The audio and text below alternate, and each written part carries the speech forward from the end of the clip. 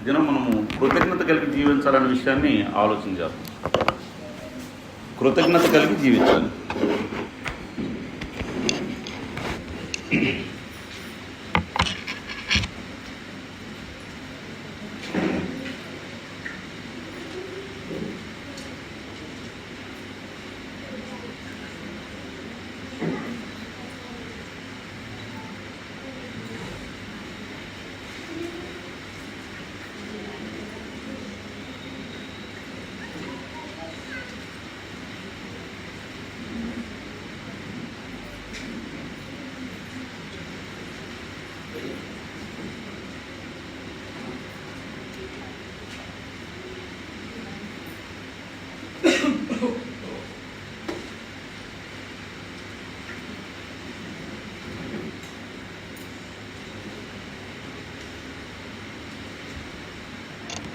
జనరల్గా మనము కృతజ్ఞత తెలియజేస్తూ ఉంటాం.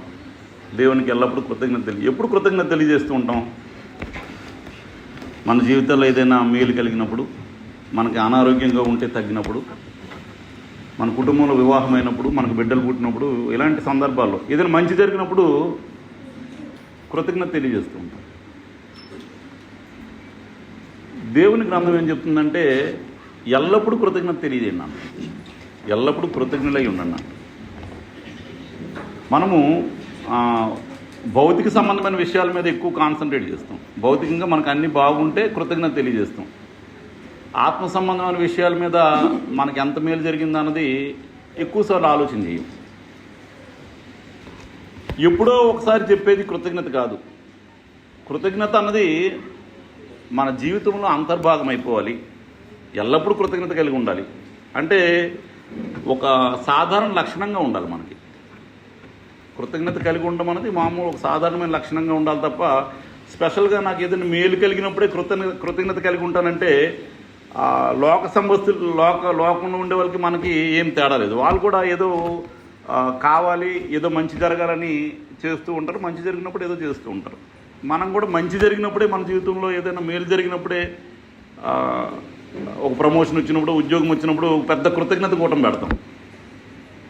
దేవుని ఉద్దేశం అయితే అది కాదు. మనం గ్రంథం పరిశీలన చేసినట్లయితే మన దైనందిక జీవితంలో కృతజ్ఞత అన్నది ఒక అంతర్భాగం అయిపోవాలి. ఎవ్రీడే, ప్రతిదినము, ప్రతి క్షణము, ప్రతి పనికి, ప్రతిదానికి కృతజ్ఞత చెల్లించాలి. కేవలం మేలు కలిగినప్పుడు మాత్రం కాదు. ముఖ్యంగా లోక సంబంధమైన విషయాల్లో, శరీర సంబంధమైన విషయాల్లో కాకుండా ఆత్మ సంబంధమైన విషయాల్లో నిజంగా మనకి ఆ ఆలోచన ఉంటే ఎల్లప్పుడూ కృతజ్ఞత కలిగి జీవిస్తాం. మొదటి దశలోనికి రాసిన పత్రికలో మనం చాలాసార్లు చదువుకున్న సంగతే. 5వ అధ్యాయంలో 16-17 వచనాలు చూసినట్లయితే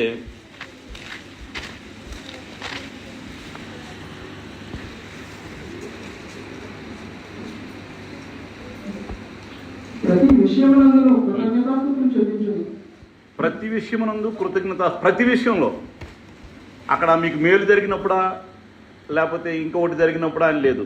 ఏ విషయంలో అంటే మన జీవితాల్లో కీడు కూడా జరుగుద్దా? కీడు జరుగుద్ది. అనారోగ్యం వస్తుందా? అనారోగ్యం వస్తుంది. నష్టం వస్తుందా? నష్టం వస్తుంది. ప్రతి విషయమునందును కృతజ్ఞతాస్తుతులు చెల్లించుడి. ఇలాగ చేయుట క్రీస్తులో దేవుని చిత్తమే ఉంది. నా బిడ్డలు ఎల్లప్పుడూ నన్ను కృతజ్ఞులుగా జీవించాలి, కృతజ్ఞత కలిగి జీవించాలన్నది దేవుని చిత్తమే. దేవునికి ఇష్టం అంట. అది అలా జీవించడం దేవునికి ఇష్టం. ప్రతి విషయంలో కృతజ్ఞత కలిగి జీవించాలని దేవుడు కోరుతూ ఉన్నాడు. దేవునికి ఇష్టం అంటే ఇష్టమైంది మనం చేయాలి కాబట్టి ప్రతి విషయంలో కృతజ్ఞత కలిగి జీవించాలి. కృతజ్ఞత అంటే ఏంటి? థ్యాంక్స్ చెప్పాలి. ఈ దినాన్ని దేవుడు మనకు అనుగ్రహించాడు. సమస్తాన్ని అనుగ్రహించాడు. గాలి, నీటిని, సమస్తాన్ని, ప్రతిదీ దేవుడు అనుగ్రహిస్తున్నాడు అనే ఆలోచన ఉంటే కృతజ్ఞత లేకుండా బ్రతకలేము. కృతజ్ఞత చెప్పకుండా బ్రతకలేము. ప్రతిదినం కృతజ్ఞత కలిగి ఉండాలి. మరి ముఖ్యంగా ఆత్మ సంబంధమైన విషయాల్లో చూసినట్లయితే కొలస్సీలకు రాసిన పత్రికలో 1వ అధ్యాయంలో 9 నుంచి 11 వచనాలు అనుకుంటా కలిసి ఉంటాయి. 10 వచనాలు. ఆ చివరి నుంచి 4వ లైన్ తేజోవాసులని ఉంటుంది చూడండి. తేజోవాసులైన పరిశుద్ధుల స్వాస్థ్యంలో తేజోవాసులైన పరిశుద్ధుల స్వాస్థ్యంలో పాలువారు మమ్మల్ని మనలను పాత్రలుగా చేసిన తండ్రికి తేజోవాసులైన పరిశుద్ధుల స్వాస్థ్యంలో, అది మామూలు మానవులు ఉండేది కాదు, అది తేజోవాసులు ఉండే ఆ పరిశుద్ధుల స్వాస్థ్యంలో మన పాలివారుగా మనల్ని పాత్రులుగా చేసిన తండ్రికి మీరు కృతజ్ఞతాస్తుతులు చెల్లింపవలెనని దేవుని బతిమాలుచున్నాము. కొలసీలో ఉన్న సంఘస్థులు ఆ ఆత్మసంగమైన విషయాన్ని మర్చిపోయారు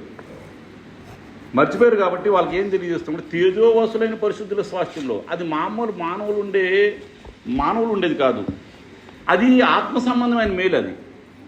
అది ఎలాంటిదంటే మామూలుగా నరులు ఉండే భూమి మీద ఉండే నరుల్ని తేజోవాసులుగా చేస్తాం. తేజోవాసులు అంటే పరలోకంలో దూతలు, పరలోకంలో ఉన్న దేవుడు వారితో సమానంగా ఉండే స్థాయిని మామూలు మంటికటాలకు దేవుడు ఇస్తున్నాడంటే అది ఎంత గొప్ప కార్యమో మనకు అర్థమవ్వాలి.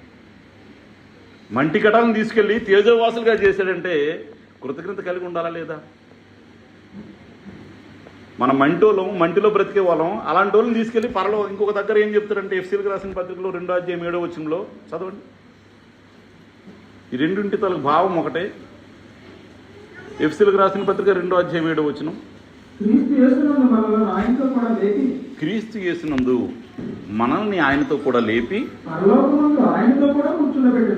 తేజోవాసులు అంటే మనల్ని పరలోక సంబంధులుగా చేశాడు. భూమి మీద బతుకుతూ ఉన్నా కూడా మంటోలమైన మనము, మంటిలో బతికే మనల్ని ఒక పరలోక వాసులుగా చేశాడు.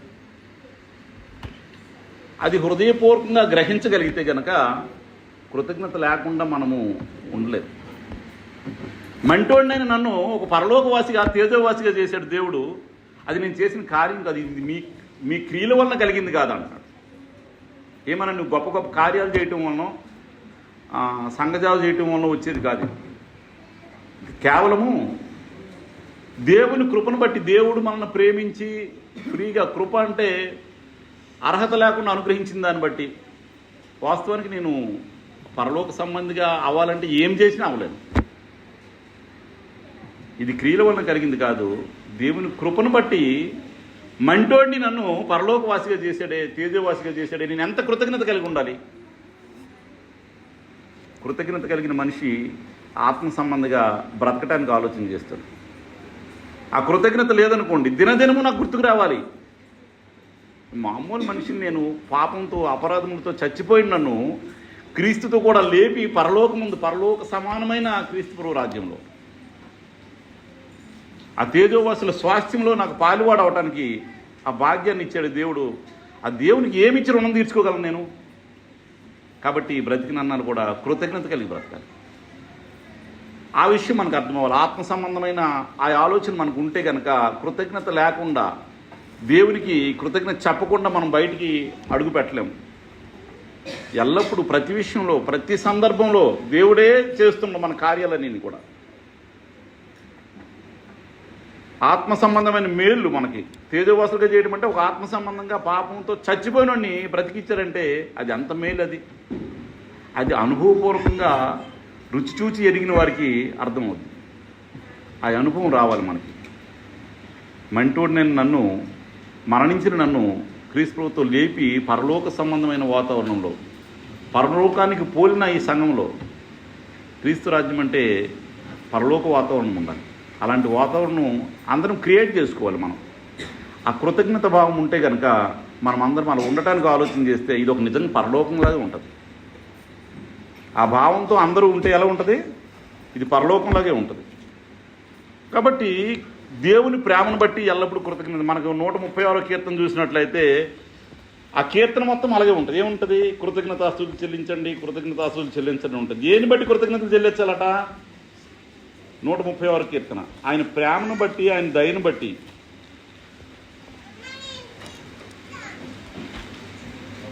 యెహోవా దయాళుడు, ఆయనకు కృతజ్ఞతాస్తుతులు చెల్లించుడి. ఆయన కృప నిరంతరం ఉండును. దేవదేవునికి కృతజ్ఞతాస్తుతులు చెల్లించుడి. ఆయన కృప నిరంతరం ఉండును. ఆ అధ్యాయం అంతా చదివితే ఆయన ప్రేమను బట్టి, ఆయన కృపను బట్టి, ఆయన దయను బట్టి ఈరోజు మనం క్షేమంగా ఉన్నామంటే మనమేం గొప్పోళ్ళమేం కాదు. భూ సంబంధంగా గొప్ప వాళ్ళు ప్రతిరోజు ఎగిరిపోతూ ఉన్నారు. భూమి మీద గొప్ప వాళ్ళు ఎగిరిపోతున్నారు.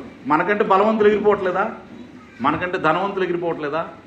చాలామంది దేవుని ఎరగకుండే వాళ్ళు మరణిస్తూ ఉన్నారు. ఈరోజు క్షేమంగా ఆయుష్తో ఉన్నామంటే దేన్ని బట్టి ఉన్నాం? దేవుని కృపను బట్టి, దేవుని దయను బట్టి, దేవుని ప్రేమను బట్టి ఉన్నాం. కృతజ్ఞత కలిగి ఉండాలా లేదా? ఆ మహాదేవుని కృపను బట్టి మనము క్షేమంగా ఉన్నాం, ఆరోగ్యంగా ఉన్నాం. ఈ లోకంలో విషయాలు మనం ఆలోచిస్తే చాలామంది చాలా బాగా సంపాదించాలనుకొని ఏదేదో చేసిన వాళ్ళు ఆ సంపాదన చూడకుండా చనిపోయిన వాళ్ళు ఉన్నారు. సంపాదన వచ్చి అనుభవించకుండా చనిపోయిన వాళ్ళు ఉన్నారు. కానీ మనం ఆత్మ సంబంధమైన మేలుల కోసం ఆలోచన చేస్తూ దేవునికి కృతజ్ఞత కలిగి జీవిస్తే దేవుడు మనల్ని బట్టి సంతోషిస్తాడు. అందుకే 103వ కీర్తనలో ఏముంటుందంటే, నా ప్రాణమా యెహోవాను సన్నిధించుము, ఆయన చేసిన ఉపకారంలో దేన్ని మరవకూడదు. మన జీవితంలో ఆయన ఎన్ని మేలు చేస్తున్నాడో, మేలు చేసేటప్పుడు థ్యాంక్ యూ గాడ్ అంటాం, తర్వాత మర్చిపోతాం. మనం ఆయన చేసిన ఉపకారంలో దేన్ని మరవకూడదు. ఆయనకి మన జీవితంలో చేసిన ప్రతి మేలు బట్టి కృతజ్ఞత చెల్లించాలి. అనారోగ్యమైన పరిస్థితుల్లో, అటో ఇటో ఉన్న పరిస్థితుల్లో ప్రార్థన చేయమంటాం. బయటకు వచ్చిన తర్వాత, తగ్గిపోయిన తర్వాత అసలు దేవుని సన్నిధికి రాకుండా మర్చిపోతాం. అలాంటివి మన జీవితాల్లో ఎన్నో చూసాం. దేవునికి ఎల్లప్పుడూ నా ప్రాణమా యెహోవాను సన్నతించమంటే దాని అర్థం ఏంటండి? నా ప్రాణమా యెహోవాను సన్నతించము, నా హృదయంలోని అంతరంగమా, నా అంతరంగంలోని సమస్తమా, నీ మనసు, మనస్సాక్షి, నీ హృదయము ఎల్లప్పుడూ దేవుని కృతజ్ఞత కలిగే ఉండాలి. వేరే ఆలోచనలకు చోటు ఇవ్వకూడదు. దానికి వేరే ఆలోచనలకు చోటు ఇవ్వకూడదు. నా హృదయంలోని నా అంతరంగమా, అంతరంగంలోనున్న సమస్తమా, నీ అంతరంగాన్ని దేవుని యొక్క ఆ మేలులతో నింపుకోవాలి. దేవుని యొక్క వాక్యంతో నింపబడాలి. నీ హృదయం నింపబడితే ఏముంటుందండి? కృతజ్ఞత కలిగిన జీవితం ఉంటుంది. కృతజ్ఞత కలిగి బతకాలి. నా శక్తి కానీ, నా తలుగు ధనం కానీ, నా ఇన్ఫ్లుయెన్స్ కానీ, నా పరపతి కానీ ఏది నాకు చెందదు. అది ఎవరికి చెందాలి? దేవునిది. అది దేవుడు నాకు ఇచ్చాడు అంతే. ఈరోజు బాగున్నామండి, రేపటికి ఎలాగుంటాం మనకు తెలియదు. మనం అనుకుంటాం ఈరోజు క్షేమంగా ఉన్నాం కాబట్టి ఇదంతా నా శక్తో, నా భక్తో, నా ఇదో అనుకుంటాం. ఏం లేదు. దేవుడు మన ఎడల చూపించిన ప్రేమను బట్టి, ఆయన మన ఎడల చూపించిన కృపను బట్టి మనం క్షేమంగా ఉన్నాం అంతే. అంతకు మించి ఏం లేదు. చాలామంది ఏదేదో సాధిద్దాం అనుకునే వాళ్ళు ఉన్నారు, కానీ వాళ్ళు సాధించలేకపోయారు. కాబట్టి నా ప్రాణమా ఆయన చేసిన ఉపకారంలో దేన్ని మరొక నా అంతరంగంలోని సమస్తమా ఎల్లప్పుడూ ఆయన కృతజ్ఞత కలిగి ఉండాలని చెప్పి కీర్తన గారు చెప్తూ ఉన్నాడు. అసలు ఎందుకు కృతజ్ఞత కలిగి ఉండాలి? కృతజ్ఞత ఎందుకు కలిగి ఉండాలి? కృతజ్ఞత కలిగి ఉండటం దేవునికి ఇష్టం. అది నా చిత్తం అంటున్నాడు దేవుడు. అన్ని విషయంలో కృతజ్ఞత చెల్లించుట క్రీస్తు యేసునందు దేవుని చిత్తమై ఉంది. అంటే దేవునికి ఇష్టమైన కార్యం అది కృతజ్ఞత కలిగి ఉండటం అంటే. 50వ కీర్తనలో 23వ వచనం ఏమని ఉంటుందంటే, 50వ కీర్తన 23,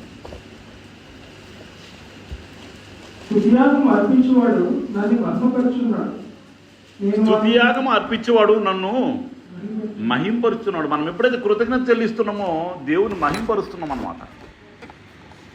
నువ్వు కృతజ్ఞత ఎప్పుడు చెల్లించట్లేదో దేవుని మహింపరచట్లేదు అన్నమాట. అసలు మనం బతుకు దేనికి? మాకు దేవుడు ఎందుకు మనకు క్షేమం ఉంచాడు? దేవుని మహింపరచాలని మనకు క్షేమం ఉంచాడు. దేవుని మహింపరచాలని మనం సజీవంగా ఉంచాడు దేవుడు. అసలు దేవునే మహింపరచకపోతే కృతజ్ఞత చెల్లించలేదంటే దేవుని మహింపరచట్లేదని అర్థం. కాబట్టి స్తుతియాగం చెల్లిస్తే ఆయన మహింపరుస్తున్నట్లు. మనం క్రొత్త నిబంధనలు చూసినట్లయితే కొలసీలకు రాసిన పత్రికలో 2వ అధ్యాయం 6-7 వచనాల్లో, కొలసీలకు రాసిన పత్రిక 2వ అధ్యాయం 6-7 వచనాలు,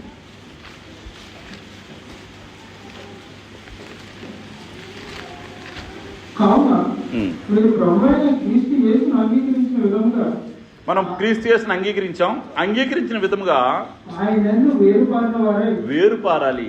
వేరుపారటం అంటే అభివృద్ధి చెందాలి, వేరుపారాలి, బలపడాలి. వేరుపారితే ఏమవుద్దండి? మొక్కకి వేరుపారింది అనుకోండి, ఏమవుద్ది? బలపడదు. వేరుపారిన వారై ఇంటి వలె కట్టబడుచు, ఒక ఇంటి వలె కట్టబడుచు. మనందరం కలిపి దేవుని గృహమై ఉన్నాం.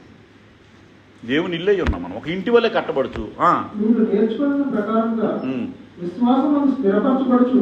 విశ్వాసంలో స్థిరపరచబడాలి, విశ్వాసంలో స్థిరపరచబడాలి. ఆయన అంగీకరించినట్లు మనం బలపడాలి, ఒక ఇంటి వల్లే కట్టబడాలి. కట్టబడుతూ కృతజ్ఞతాస్తుతులు చెల్లించడం యందు విస్తరించుచు, కృతజ్ఞతలు చెల్లించడంలో కూడా విస్తరిస్తూ ఉండాలి. ఎక్కువగా, ముందు కంటే ఎక్కువగా, ఇంకా ఎక్కువగా భవిష్యత్తులో విస్తరించడం అంటే ఏంటి? అభివృద్ధి చెందుతూ ఉండాలి. కృతజ్ఞత చెల్లించడంలో విస్తరించాలంటున్నాడు దేవుడు. అంటే కృతజ్ఞత ఇంకెక్కువ చెల్లించండి, కృతజ్ఞత భావం కలిగి బ్రతకండి. విస్తరించు ఆయన యందు నడుచుకోవాలి. అంటే కృతజ్ఞత చెల్లించడంలో మనం దినదినము ఇంకా అభివృద్ధి చెందాలి, విస్తరించాలి. ప్రతి విషయంలో మీకేమైనా జరిగింది, ఏం బ్రదర్ జరిగిందా? దేవుని కృపండి, దేవునికి స్తోత్రం, దేవునికి కృతజ్ఞతలండి. ఏది చేసినా దేవుడే చేస్తుండ మన జీవితంలో అని నమ్మితే గనక దేవుని కృతజ్ఞత చెల్లించకుండా ఉండలేదు. ప్రతి విషయంలో కృతజ్ఞత చెల్లించాలి. ఏది జరిగినా నా మేలు కోసమే దేవుడు చేస్తాడు. కాబట్టి ప్రతి విషయం ముందు కృతజ్ఞత చెల్లిస్తూ ఉండాలి. ఆత్మ సంబంధులుగా కృతజ్ఞత భావంతో లోబడి ఉండాలి. ఎఫ్సీలకు రాసిన పత్రికలో 5వ అధ్యాయం 19 నుంచి 21 వరకు చదివితే, ఎఫ్సీలకు రాసిన పత్రిక 5వ అధ్యాయం ఒకరినొకరు కీర్తనలతోనూ సంగీతములతోనూ ఆత్మ సంబంధమైన పాటలతోనూ హెచ్చరించుచు.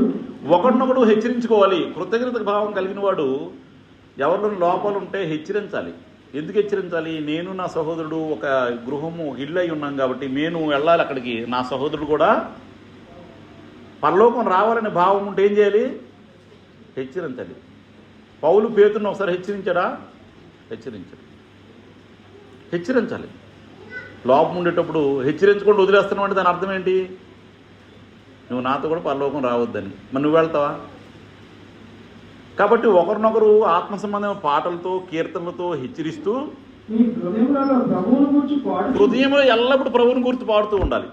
ఆ అలవాటు ఎంతమందికి ఉందో. చాలామంది ఈ మన కీర్తనల పుస్తకంలో పాటలు బైహార్ట్ అయిపోయి ఉంటాయి. కొన్ని పాటలు లోకస్తులైతే సినిమా పాటలు పాడుతూ ఉంటారు. మనం ఏం చేయాలి? ప్రభువుని గురించి ఎప్పుడు పాడుతూ కీర్తిస్తూ ఉండాలి. కొన్ని పాటలు మనకు బైహార్ట్ అయిపోవాలి. ప్రతి సందర్భంలో మనం పాడుతూ, ఎక్కడికి నేను ప్రయాణం వెళ్తున్నాం అనుకోండి, పాటలు పాడుతూ లోన హృదయంలో పాడుతూ వెళ్ళిపోవాలి. అప్పుడు ఎలాగుంటుందండి? ఆ మనస్సు చాలా ఆనందంగా ఉంటుంది. హృదయంలో గురించి ఆత్మ సంబంధమైన పాటలతో హెచ్చరిస్తూ, హృదయంలో ప్రభువుని గురించి పాడుతూ కీర్తించుతూ, మన ప్రభు అయిన యేసుక్రీస్తు పేరట సమస్తమును గూర్చి తండ్రి అయిన దేవునికి ఎల్లప్పుడూ కృతజ్ఞత. ఎల్లప్పుడూ. ఎప్పుడండి? అప్పుడప్పుడు కాదండి. మనం ఏంటంటే, మనం ఇప్పుడు వరకు మనం తెలుసుకుంది అంటే అప్పుడప్పుడు మేలు జరిగినప్పుడు కృతజ్ఞత చెల్లించాలన్న విషయాన్ని మనం ఆలోచన చేసాం. కానీ అప్పుడప్పుడు కాదు. నీకు మేలు జరిగినప్పుడు, నీకేదో లాభం వచ్చినప్పుడు అప్పుడు కాదు. ఎప్పుడెప్పుడు? ఎల్లప్పుడూ ఆల్వేస్ ఎల్లప్పుడూ కృతజ్ఞత చెల్లించాలి. భక్తి కలిగిన ప్రతి క్రైస్తవుడు కూడా ఎల్లప్పుడూ కృతజ్ఞత చెల్లించాలి. ఎల్లప్పుడూ కృతజ్ఞతాస్తుతులు చెల్లించు ఎల్లప్పుడూ కృతజ్ఞతాస్తుతులు చెల్లిస్తే క్రీస్తునందులో ఒక భయం కలిగి జీవిస్తాం. ఎందుకంటే ఎల్లప్పుడూ దేవునికి, నా హృదయంలో దేవుడు ఉన్నాడు, నా హృదయంలో క్రీస్తు గురించి పాడుతూ ఉన్నాను, ఎల్లప్పుడూ కృతజ్ఞత భావం కలిగి ఉన్నాను. అప్పుడేమవుద్దండి? ఒక భయం ఉంటుంది, దేవుని అందరూ భయం ఉంటుంది. ఒకరికొకరు లోబడి ఉంటారు.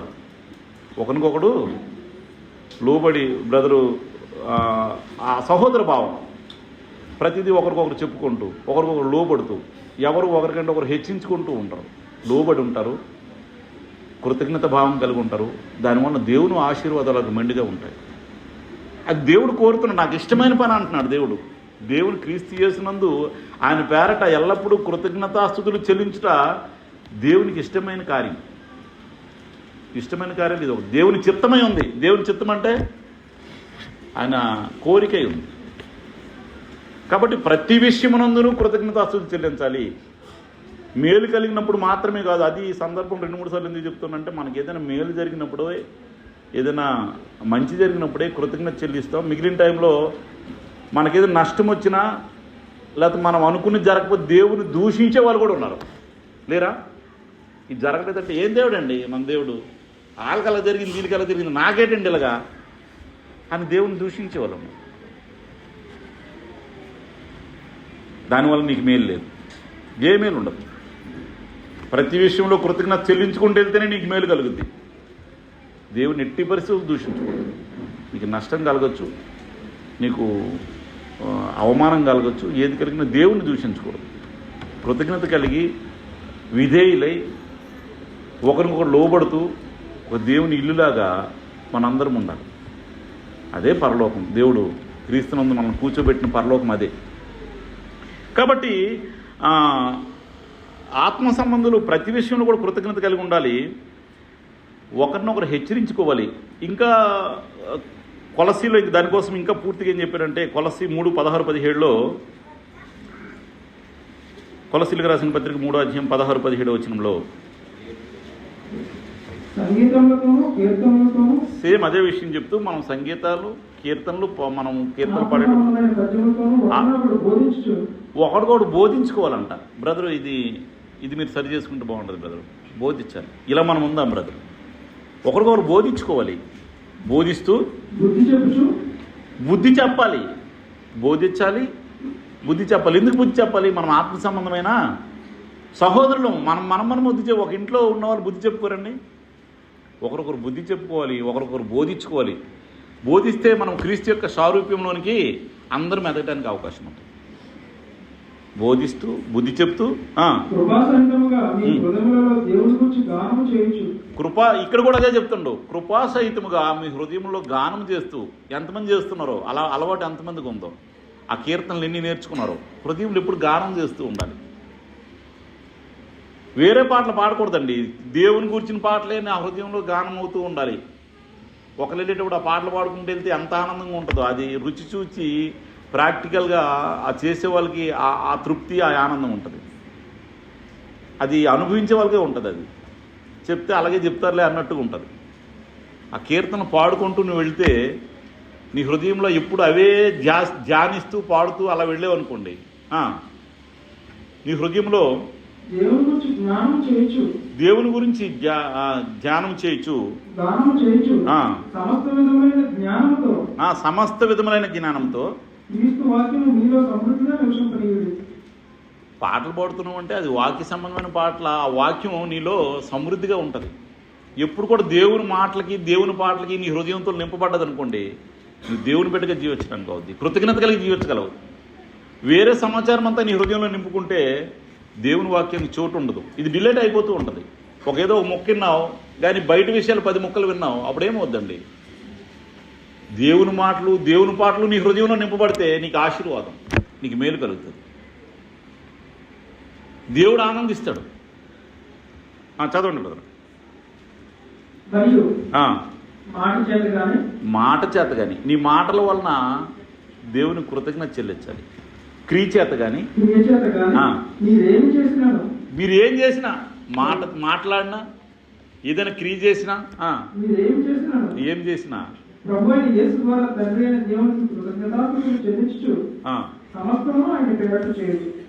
ఎప్పుడు కూడాను మన గొప్ప ఏం లేదు, క్రీస్తు ప్రభు పేరటే ఆయనకి అన్నీ చెల్లిస్తూ ఉండాలి. క్రీస్తు ప్రభు పేరట దేవుని కృతజ్ఞత అసలు ఎన్ని సందర్భాలు చదివామండి. ఇప్పుడు 4-5 సందర్భాలు. క్రీస్తు పేరట మీరు ఏం చేసినా దేవుని కృతజ్ఞత అసలు చెల్లించండి. మీరు మాట చేత కానీ క్రియ చేత కానీ, ఎవరికి బోధించినా కూడా, దేవుడు నాకు అనుగ్రహించిన కృప చెప్పున నీకు బోధిస్తున్నామ్మా, దేవుడు నాకు ఈ అవకాశం ఇచ్చాడు నీకు చెప్పడానికి. ఏదైనా క్రియ చేసావు, ఏమైనా హెల్ప్ చేసిన దేవుడు ఇచ్చాడమ్మా. దేవుడిని నేను నాలో ఏం లేదు, ఎవరు చేశారు?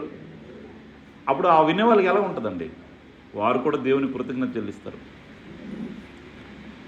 క్రైస్తవులు అంటే ఇలాగుంటారా అని వాళ్ళకి అర్థమవుద్ది. దేవుని ప్రేమ మన ద్వారా వాళ్ళకి అర్థమవుద్ది.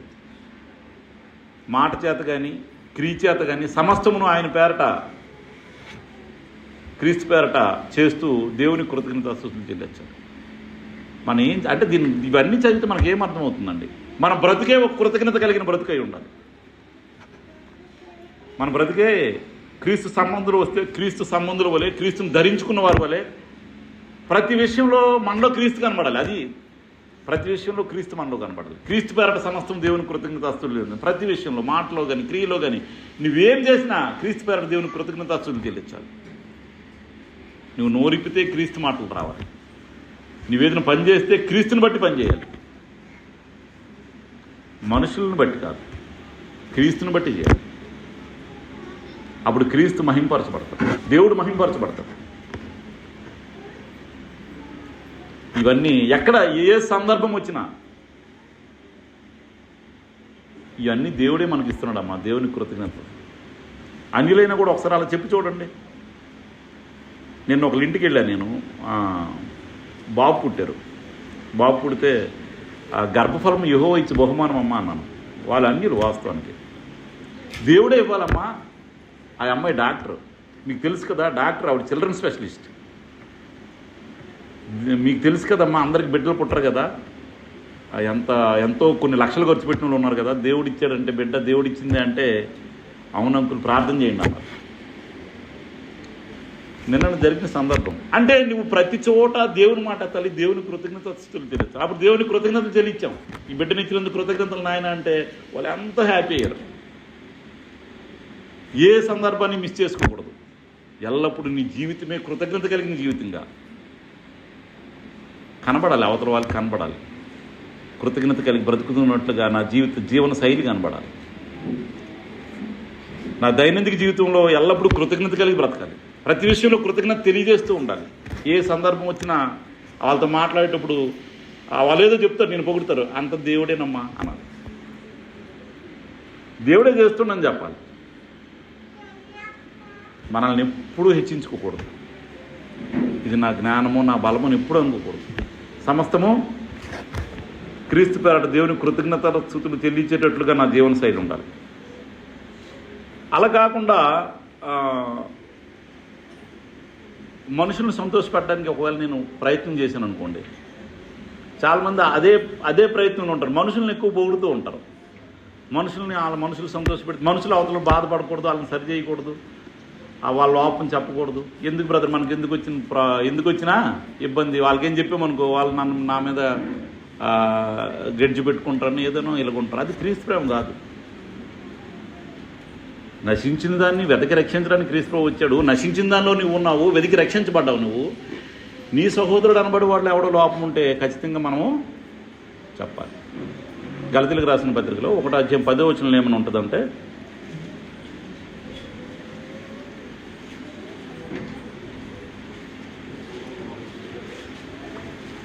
ఇప్పుడు నేను మనుషుల దయను సంపాదించుకోవాలని చూస్తున్నానా? అదేంటి అలా చెప్పాడేంటి గలతీలకు? అంటే దాన్ని కొంతమంది మనుషుల దయ సంపాదించుకోవడానికి ట్రై చేసే వాళ్ళు ఉన్నారు. అందుకే కదండి చెప్పాడు. అక్కడ ఉత్తరంలో అక్కడ స్పెసిఫిక్గా మెన్షన్ చేశారంటే అక్కడ సమస్య ఉంది. నేను మనుషుల దయను సంపాదించుకోవాలని చూస్తున్నానా, దేవుని దయను సంపాదించుకోవాలని చూస్తున్నానా? దేవుని దయను సంపాదించుకోవాలని చూస్తున్నానా? నేను మనుషులను సంతోషపెట్టగోరుచున్నానా? ఒకరు మనుషులను సంతోషపెట్టాలని కోరుతున్నానా? నేను ఇప్పటికీ మనుషులను సంతోషపెట్టువాడనైతే క్రీస్తు దాసులను కాకయే పోవును. మరి ఎవరిని సంతోషపెట్టాలి? దేవుణ్ణే సంతోషపెట్టాలి.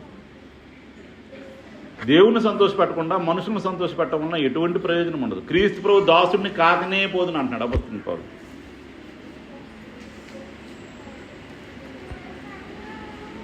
కాబట్టి నా బ్రతుకు ఎలా ఉండాలి?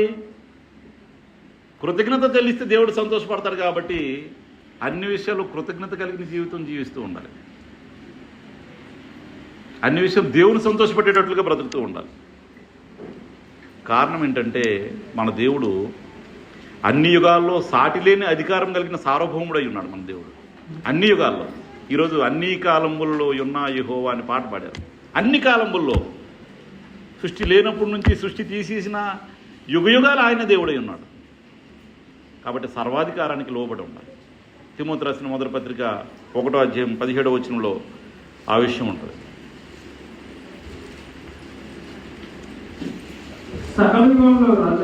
అన్ని యుగాల్లో అంటే వీళ్ళ పాడిన పాట అదే కదండి. అన్ని కాలములలో ఉన్న యెహోవా అనేది. సకల యుగముల్లో రాజయుండి అక్షయుడు, క్షయము లేనివాడు, అదృశ్యుడు నగు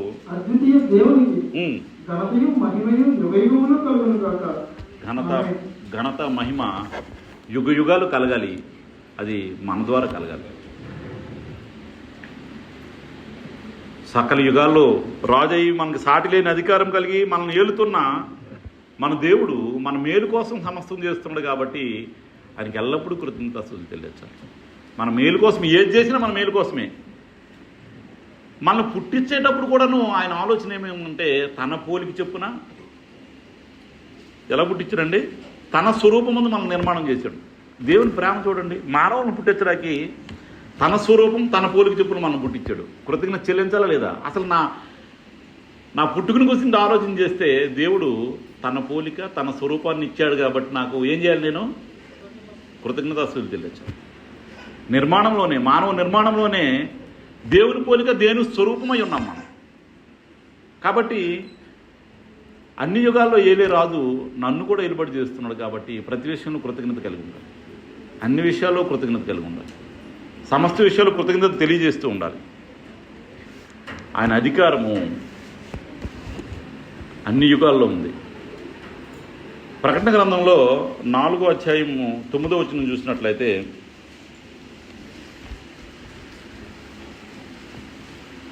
ఆ సింహాసనమునందు ఆసీనుడై ఉండి యుగయుగములను జీవించుతున్న వారికి మహిమయు ఘనతయు కృతజ్ఞతాస్తుతులు కలుగును గాకనే ఆ జీవులు కీర్తించుచుండగా ఆ 24 పెద్దలు సింహాసనమునందు ఆసీనుడై వారి ఎదుట సాగిలపడి యుగయుగములను జీవించుతున్న వారికి నమస్కారం చేయించు. ప్రభువా మా దేవా, నీవు సమస్తమును సృష్టించినవి, నీ చిత్తమును బట్టి అవి ఉండెను. చాలండి. సాగిలపడి అంటే దేవుని అధికారానికి లోబడిన ప్రతిసారి కృతజ్ఞత చెల్లించాలి.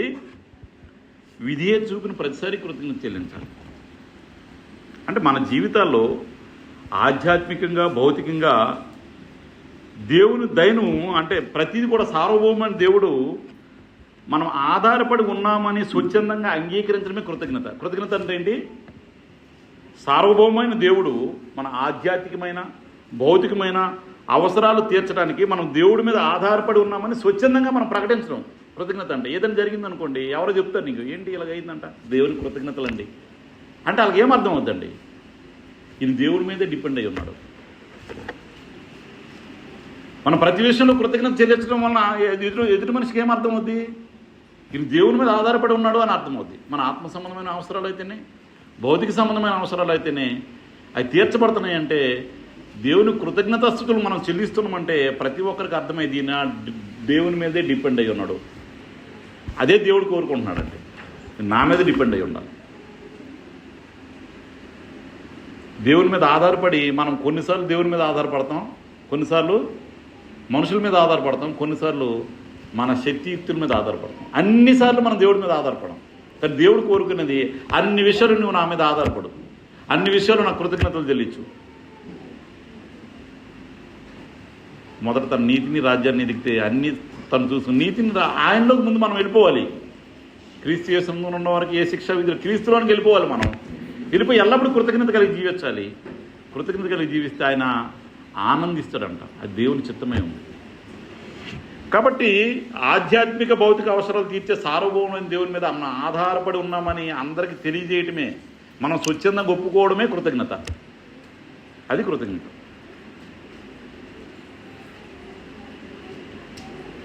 కృతజ్ఞత కలిగి ఉంటాం వల్ల ప్రయోజనం ఏంటి?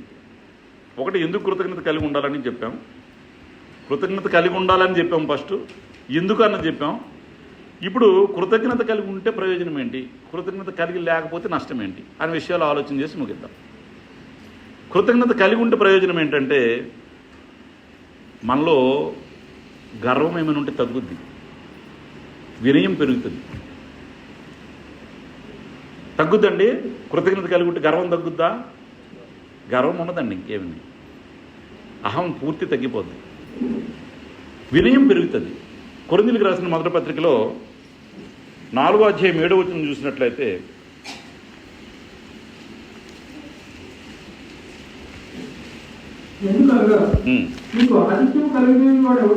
ఆ ముందు అంటున్నారు ఒకరి పక్షంగా మరి ఒకరి మీద ఉప్పొంగకుండినట్లు ఈ మాటలు మీ నిమిత్తమై నా మీదను అప్పుల మీదను పెట్టుకుని సాదృశ్య రూపంగా చెప్తున్నాను. ఒకరి మీద ఒకడు ఉప్పొంగిపోవటానికి ఏం లేదు. ఎందుకనగా చెప్తున్నాడు రీజన్. నీకు ఆధిక్యం కలిగి చేసిన వాడు ఎవడు? అసలు నీకు ఏదైనా ఆధిక్యం ఉందంటే అది నీకు ఇచ్చింది ఎవరు? అసలు ఎవరు ఇచ్చారండి? దేవుడే ఇచ్చాడు. దానికి మనం ఉప్పొంగడం ఏంటి? ఆధిక్యం కలిగి చేసిన వాడెవడు? నీకు కలిగిన వాటిలో పన్ను వల్ల నువ్వు పొందినది ఏది? పొందబడి పొందనట్లు నీవు అతిశయింపనేలా?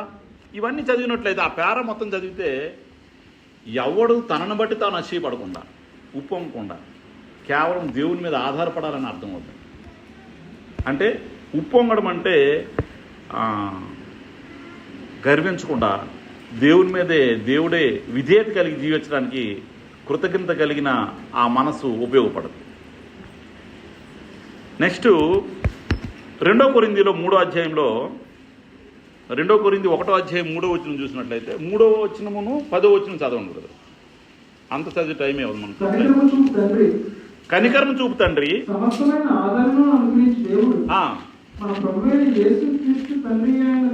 మన ప్రభు అయిన యేసుక్రీస్తు తండ్రి అయిన దేవుడు స్తుతింపబడునుగాక. 10వ వచనం.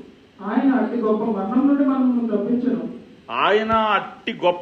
మమ్మల్ని తప్పించను, ఇక ముందును తప్పించును. మరియు మా కొరకు ప్రార్థన చేయడం వలన మీరు కూడా సహాయం చేయించుండగా ఆయన ఇక ముందుకును మమ్మల్ని తప్పించునని ఆయన యందు నిరీక్షణ గలవారమై ఉన్నాము. అందువల్ల అనేకుల ప్రార్థన ద్వారా మాకు కలిగిన కృపావరం కొరకు అనేకుల చేత మా విషయమై కృతజ్ఞతాస్తుతులు చెల్లింపబడును. అనేకుల వలన మా విషయమై కృతజ్ఞతాస్తుతులు చెల్లింపబడును. కృతజ్ఞతాస్తుతులు దేవుడు చేసిన కార్యాలు ఎడల మమ్మల్ని క్షేమం ఉంచాడు, మరణం నుండి తప్పించాడు. దేవుడు చేసిన కార్యాలను బట్టి మనం కృతజ్ఞత చెల్లించాలి. భవిష్యత్తులో మన అవసరాల కోసం కూడా కృతజ్ఞత చెల్లించాలి. ఇప్పుడు తప్పించాడు, ఇంక ముందు కూడాను భవిష్యత్తులో కూడా నాకు తప్పిస్తాడు దేవుడు. అంటే ఇప్పుడు జరిగిపోయిన దానికోసం కాదు, జరగాల్సిన దానికోసం కూడా కృతజ్ఞత కలిగిన భావం కలిగిన వారమై ఉండాలి. ఇప్పుడు జరిగిపోయింది, ఇప్పుడు జరిగిపోయి చాలా అన్నట్లుగా ఉండకూడదు. భవిష్యత్తులో కూడా దేవుడు నా ఏళ్ళ కృతజ్ఞత చూపించాలి, నన్ను మరణం నుంచి తప్పించాలి, నాకు సహకారి అయి ఉండాలి అన్న భావం ఎవరికైతే ఉంటుందో, అంటే భూతక జరిగిపోయిన దానిలో కాకుండా భవిష్యత్తులో కూడా దేవుని మీద నేను ఆధారపడి ఉండాలి అనే ఆలోచన ఉండేవాడు ఎలా ఉంటాడు? తను కృతజ్ఞత కలిగి ఉంటాడు. అనేకుల ద్వారా కృతజ్ఞత చెల్లించబడేటట్లుగా తన జీవనశైలి ఉంటుంది. కాబట్టి కృతజ్ఞత అన్నది ఇప్పుడుకి సంబంధించింది కాదు, జరిగిపోయిన దానికి జరగాల్సిన దానికి కూడా ఎప్పుడు కృతజ్ఞత కలిగి ఉండవలసిన అవసరం ఉంది. దానివల్ల ప్రయోజనం అది. ఫిలిప్పీలకు రాసిన పత్రికలో 4వ అధ్యాయం 6-7 వచనాలు చూసినట్లయితే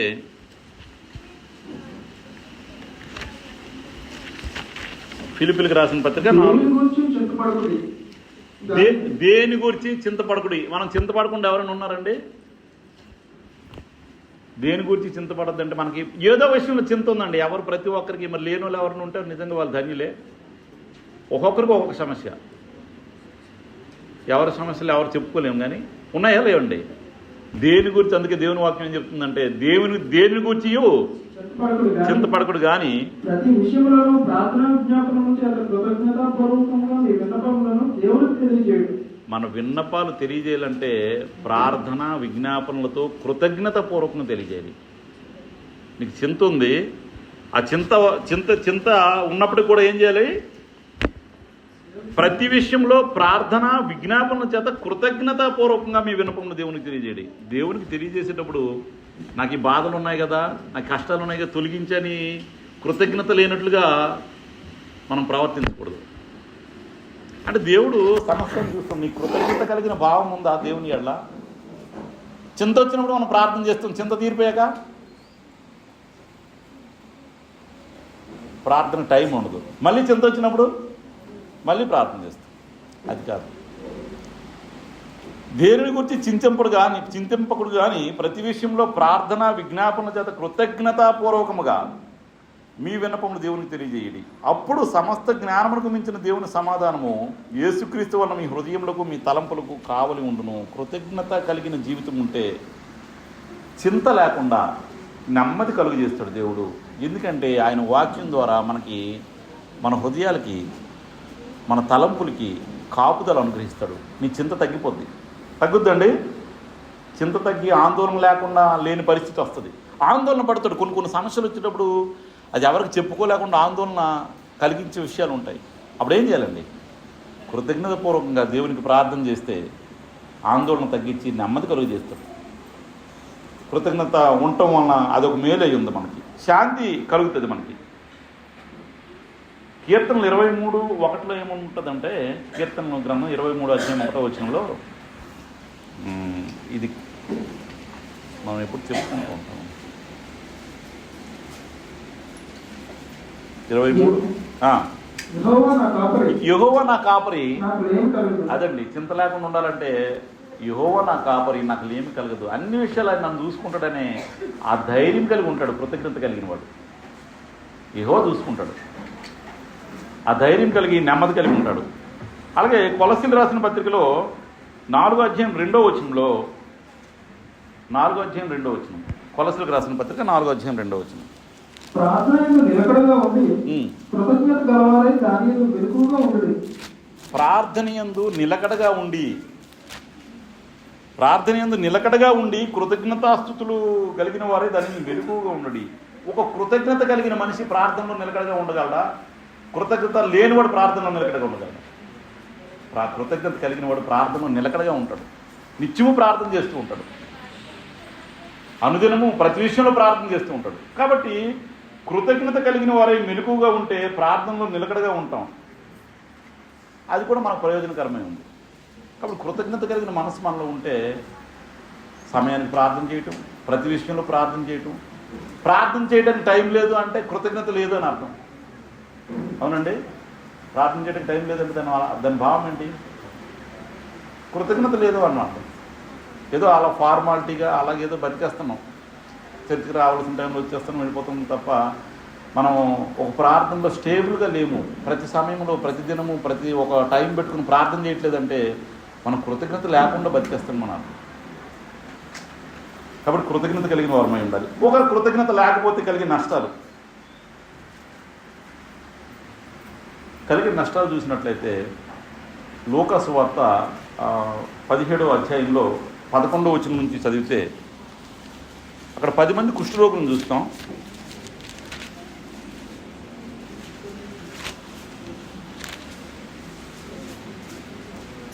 ఆయన యెరూషలేమునకు ప్రయాణమై పోవచ్చు సమరయ గలిలయ మధ్యగా వెళ్ళుచుండెను. ఆయన ఒక గ్రామంలోకి వెళుతుండగా 10 మంది కుష్ఠరోగులు ఆయనకు ఎదురుగా వచ్చి దూరం నిలిచి ప్రభువా మమ్మల్ని కనికరించని కేకలేశారు. ఎందుకంటే అక్కడ కుష్ఠరోగం వచ్చేవాడు ఆడు యూదుడైనా అన్యుడైనా ఒకటే. ఇద్దరు కూడాను గ్రామంలో ఉండటానికి అవ్వదు, ఎవరైనా ఒకటే. కుష్ఠరోగం వచ్చిన తర్వాత ఇంకా వాళ్ళకి ఎవరైనా ఒక దగ్గరే ఉండాలి. వారిని చూచి యాజకులకు కనపరిస్తే, యాజకులు కుష్ఠరోగం లేదని సర్టిఫై చేస్తేనే ఊర్లోకి రావాలి. యాజకులు సర్టిఫై చేయాలి. కాబట్టి మీరు వెళ్ళి యాజకులకు కనపరుచుకోండి అన్నాడు. అంటే మీకు తగ్గిపోద్ది, వెళ్ళిపోండి అన్నాడు. యాజకుల దగ్గరికి వెళ్ళేసరికి తగ్గిపోద్ది, వెళ్ళిపోండి అన్నాడు. అంతే, వారు వెళ్తుండగా యాజకులు కనపరుచుకోండి అని చెప్పాడు యేసు ప్రభు. వాడు వెళ్తుండగా కుష్ఠరోగం తగ్గడము ఎక్కడైనా చూశారండి? కుష్ఠరోగం అంత వేగం ఎవరికి తగ్గదండి. కుష్ఠ అంటే భయంకరమైన రోగం. ఆ కుష్ఠు కలిగిన వాళ్ళు 10 మంది యేసు ప్రభుకి ప్రతిమాలితే మీరు వెళ్ళిపోండి, కనపరుచుకోండి అని చెప్తే వాళ్ళు వెళ్ళిపోయారు. వెళ్ళిపోయేటప్పుడే శుద్ధులు అయిపోయారట. వెళ్ళి కనపరుచుకున్నారు. అప్పుడు యాజకులు ఏం చేస్తారు? ఓకే, సర్టిఫై చేశారు, మీరు ఇంక ఊర్లోకి వెళ్ళిపోవచ్చు అని. గొప్ప శబ్దంతో దేవుని మహిమపరచుచు తిరిగి వచ్చి ఆయనకు కృతజ్ఞతాస్తుతులు చెల్లించుచు ఆయన పాదముల యొద్ద సాగిలపడెను. 9 మంది ఎక్కడికి వెళ్ళిపోయారండి? యాజకుడిని కనపరుచుకున్న తర్వాత సర్టిఫై చేశారు కాబట్టి ఎక్కడికి వెళ్ళిపోయారు? ఊర్లోకి వెళ్ళిపోయారు. ఒకడు మాత్రం తిరిగి వచ్చాడట. ఆ తిరిగి వచ్చినవాడు అన్యుడు, సమరయుడు. అదే తిరిగి వచ్చిన వాడు సమరయుడు. వెళ్ళిపోయిన 9 మంది యూదులు. వాళ్ళు మాత్రం వెళ్ళిపోయారు. ఇక శుద్ధులు అయిపోయారు కాబట్టి వెళ్ళిపోయారు. అసలు ఈ కుష్ఠరోగం వలన ఊరు బయట ఉన్నామే, మమ్మల్ని శుద్ధులు చేశాడని వెళ్ళి కృతజ్ఞత చెప్పాలా లేదా? చెప్పలే. ఒక్కడు మాత్రం వెళ్ళాడు, వెళ్ళి కృతజ్ఞత చెల్లించి గొప్ప శబ్దంతో కృతజ్ఞత శుద్ధులు చెల్లించు ఆయన పాదముల మీద సాగిలి పడ్డాడట. పాదం మీద సాగిలి పడినా నీకు అసలు ఆ రోగమైన తగ్గుద్దా? తగ్గింది కాబట్టి నువ్వు సాగిలి పడలేడు, దొల్లేయాలి, ఏదని చేయాలి, నువ్వు కృతజ్ఞత చెల్లించాలి. అందుకు యేసు 10 మంది శుద్ధులయ్యారు కాదా? ఆ 90 ఎక్కడ? 10 మంది శుద్ధులను చేస్తే ఆ 90 అక్కడ యేసు ప్రభు అసంతృప్తి వ్యక్తం చేసినట్లుగా మనకు కనబడుతుంది. ఆ 9 మంది ఎక్కడ ఉన్నారు? నువ్వు ఒక్కడు వచ్చావేంటి? ఈ అన్యుడు తప్ప, ఈయనెవరు? సమరయుడు, అన్యుడు తప్ప దేవుని మహిమపరచడం తిరిగి వచ్చిన వాడు ఎవడూ అగపడలేదా అని చెప్పి, దేవుని మహింపరచడం, కృతజ్ఞత స్తుతులు చెల్లించడం అంటే ఏంటి? దేవుని మహింపరచడం. అక్కడ క్లియర్గా యేసు ప్రభు చెప్పాడు, కృతజ్ఞతాస్తుతులు చెల్లించడం అంటే దేవుని మహింపరచడం. అంటే దేవుని మహింపరచడానికి వాళ్ళు రాలా, కుష్టిపోయింది వెళ్ళిపోయారు అంతే.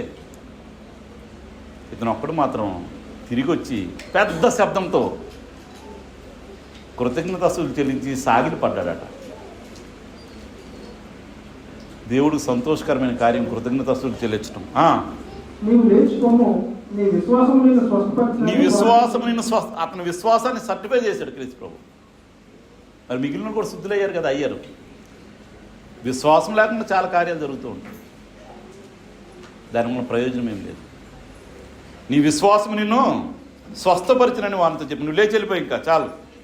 ఒక్కడు వచ్చిందని క్రీస్తు ప్రభు యాక్సెప్ట్ చేశాడు, మిగిలిన రాలేదని అసంతృప్తిని అక్కడ వ్యక్తం చేసినట్లుగా మనం చూస్తున్నాం. కాబట్టి కుష్ఠరోగం పెద్ద ఇబ్బందికరమైన సమస్య, పాపం ఇబ్బందికరమైన సమస్య. ఏది పెద్ద రోగం అండి? కుష్ఠరోగం అంటే పాపం పెద్ద సమస్య. మరి ఎఫెసీయులకు రాసిన పత్రిక 2వ అధ్యాయం 1వ వచనం చదవండి.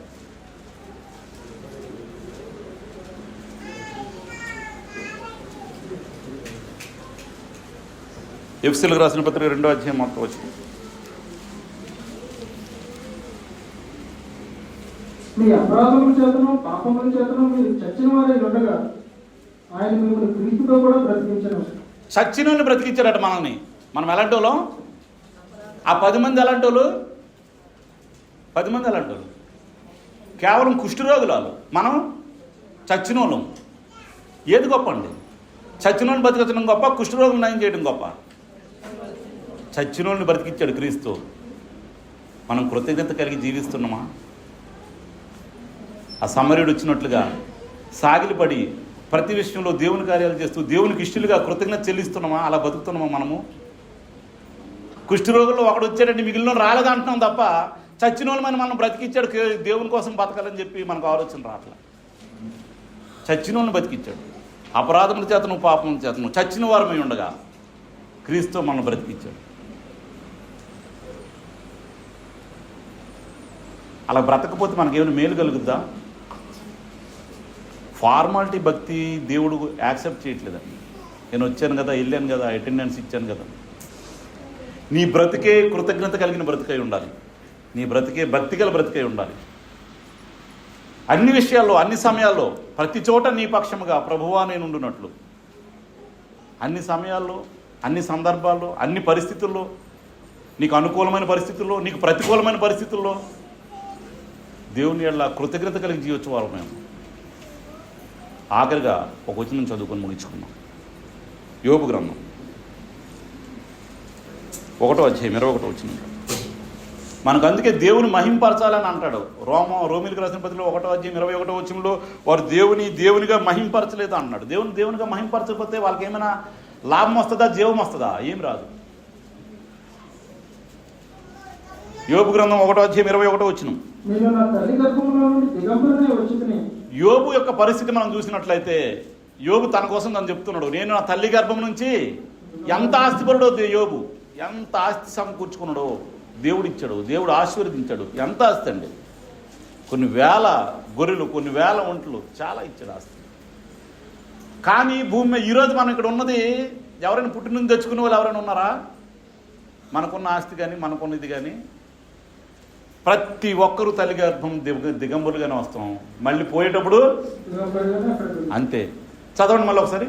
నేను తల్లి గర్భం నుండి దిగంబరునే వచ్చాను, మళ్ళీ దిగంబరుగా వెళ్ళిపోతాను. ఎవరైనా అంతేనండి. నువ్వెన్ని కోట్లు సంపాదించు, దిగంబరిగా నిలిపోవాలి. ఏం తీసుకెళ్ళవు నీతో పాటు? కేవలం దేవుని కృప మాత్రమే. దేవుడు నన్ను చచ్చినోని బతికింపజేశాడు, క్రీస్తు సంఘంలో ఉంచాడు. కృతజ్ఞత కలిగి బ్రతకాలి. చదవండి బ్రదర్. యెహోవా ఇచ్చెను, యెహోవా తీసుకుని ఇచ్చింది ఎవరండి? ఎవరికైనా ఇచ్చింది దేవుడే. ఎవరికైనా దేవుడే ఇవ్వాలి. ఎవరికైనా దేవుడే ఇవ్వాలి. యెహోవా ఇచ్చెను, యెహోవా తీసుకుని పోయెను. ఇచ్చినప్పుడు కృతజ్ఞతాస్తుతులు చెల్లించాడు. తీసుకుంటే తీసుకున్నా కూడా కృతజ్ఞతాస్తుతులు చెల్లించాడు యోబు. యెహోవా ఇచ్చెను, యెహోవా తీసుకొనెను. ఆయన ఇష్టం, ఇచ్చాడు, నాకు సమృద్ధికి ఇచ్చాడు. మళ్ళీ ఆయన తీసుకున్నాడు. ఆయన ఇష్టం. ఇచ్చింది ఆయన, తీసుకున్నది ఆయనే. యెహోవా నామమునకు స్తుతి కలుగును గాక.